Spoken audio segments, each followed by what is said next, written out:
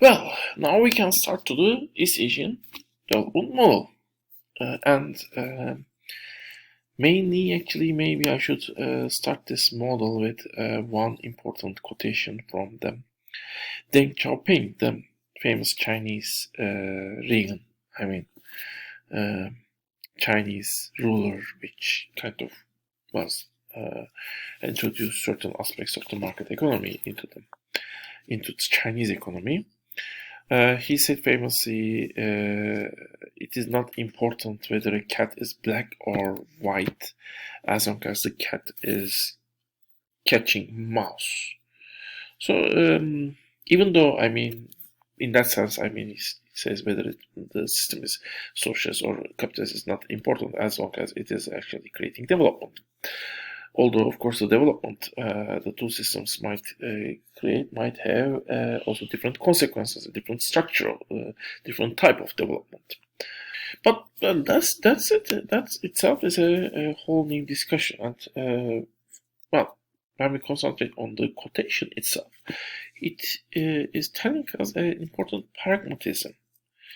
It kind of tells not stick on one strong ideology, not socialism certainly. That's at that time it is criticizing the view which expresses China should stick to socialism, but the same quotation, same idea might also be represented in, be used to oppose the idea China should definitely stick on the pure capitalist economic model.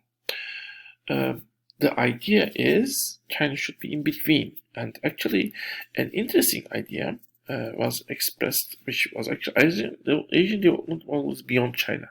It was in different forms. It summarizes different policies which were applied by many East Asian countries. And Hajun Chang is an important economist, which was basically expressing different views supporting this model. And one of his very famous articles, which is available in your readings, is actually kicking out the letter, which the idea is the development itself. In order to have developing countries reach the development level, basically certain restrictions, certain protections are necessary.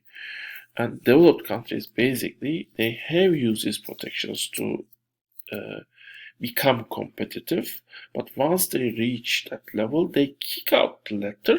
They say, okay, now to stay in this world economy, to basically the best path to follow is removing all those restrictions and protections, and they kick the letter so that the other countries cannot climb up.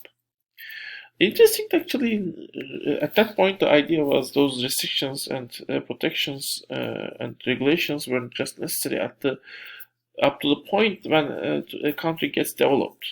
Nowadays, even for the developed countries, in order to get the best results, the idea is maybe you need those regulations, you need those protections, you need this government intervention in the market.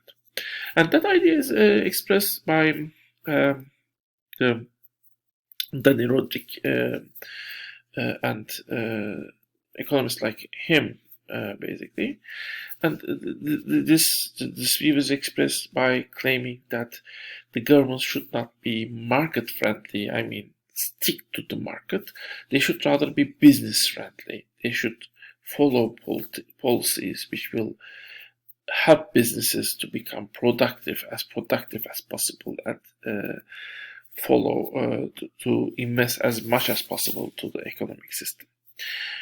Even that view might be criticized in many ways, but this is an interesting view. Market is not always beneficial for the businesses. In some cases, market itself might harm the businesses and basically prevent them become as productive as possible.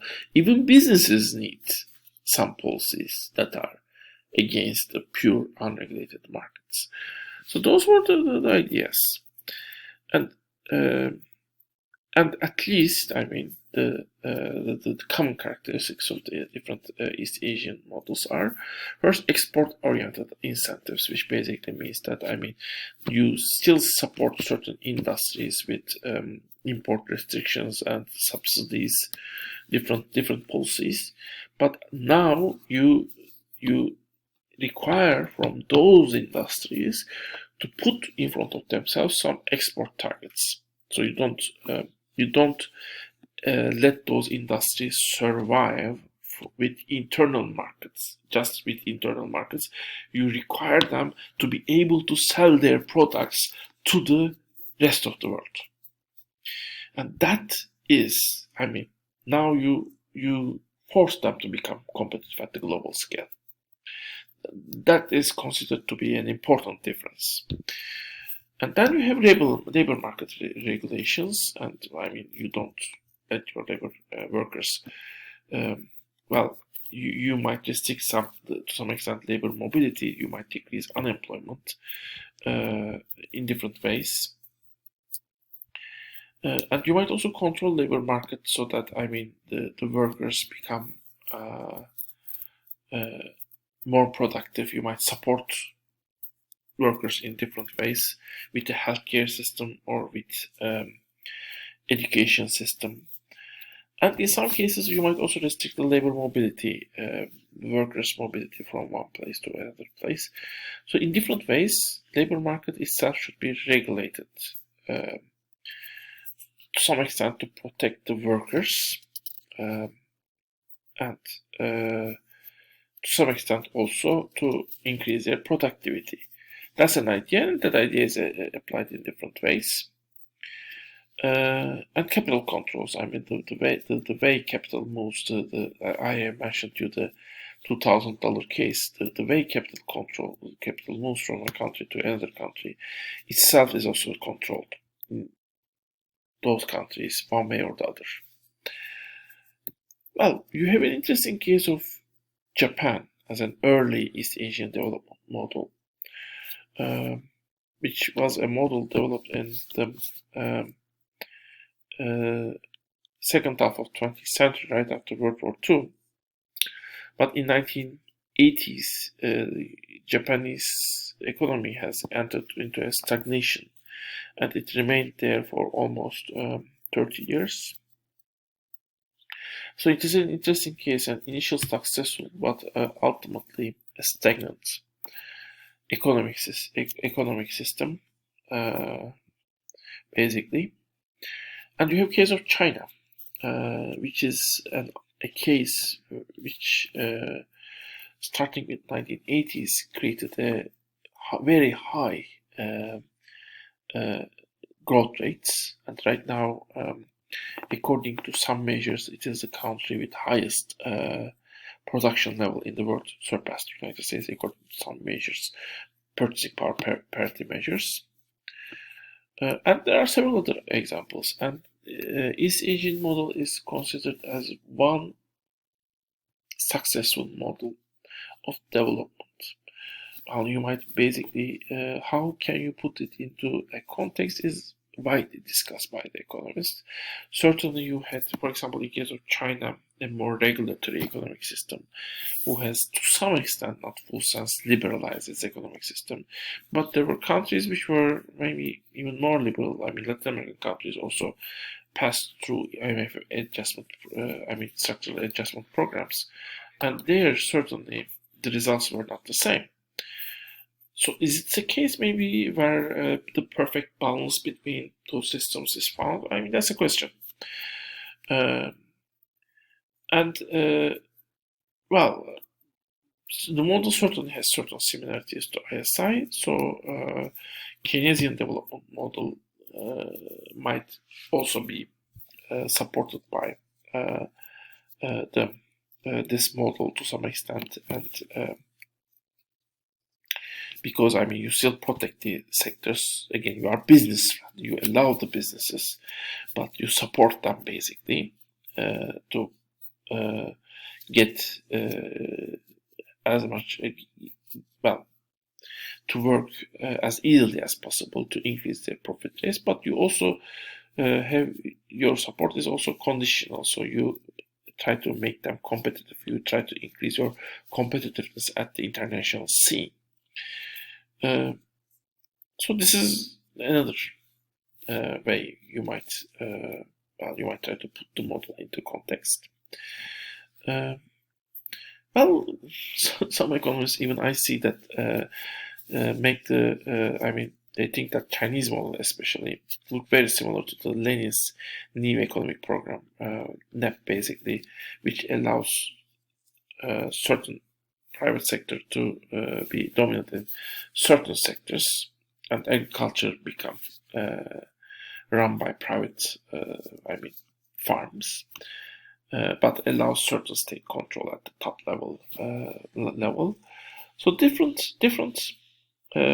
schools in economics try to put this model into context in different ways. Well, not all Marxists. Actually, this view was expressed even by not on the Marxists, but neoclassical economists. The similarity with them.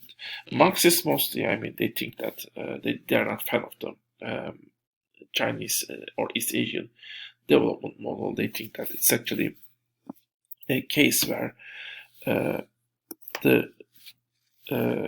now the capitalist system is run not by pure market system, but even state institutions. All those regulations are also made in the name to protect them, protect and second them, the capitalist class against the worker class. That's their most of the interpretations of the Chinese model is like that in the Marxian school. Although there are also different interpretations in the Marxian school, basically. So putting the East Asian model, as I said before, into a context, economics context, is a challenge by itself and done in different ways. I don't say which way is better. I encourage you to study those different ways and think yourself which context is better.